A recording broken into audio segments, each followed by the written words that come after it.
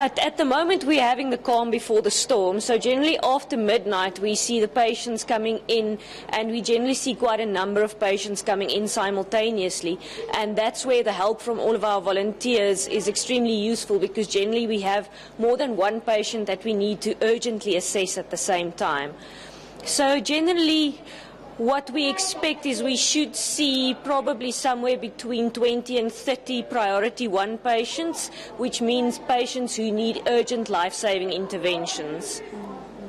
Now, Doctor, you are leaving your family this New Year's Eve to help people who are going to be injured from all the celebrations around the neighbourhoods around the hospital.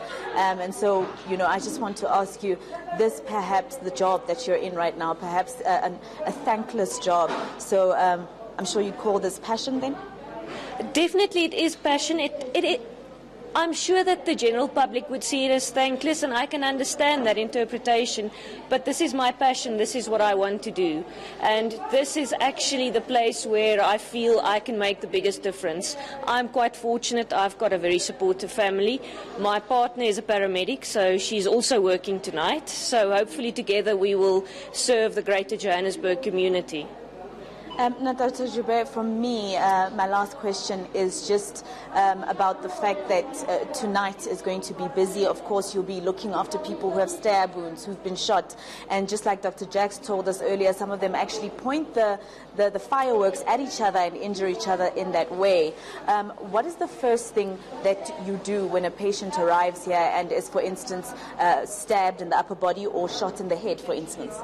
So the first thing we need to do is we need to check if the patient is hemodynamically stable. So basically what we do is we check if the patient does have a palpable pulse. If they don't have a palpable pulse in their extremities, they're immediately rushed into our resuscitation room. We put up intravenous lines for them, put in an endotracheal tube to help them breathe, and then start fluids to try and resuscitate them. If they're a bit more stable, we'll send them into this room. That's our Lodox room.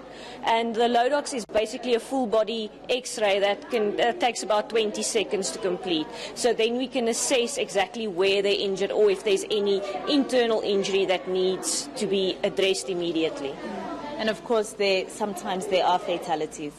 There are, unfortunately. It's the nature of the job. But with the proper care, we do minimize that.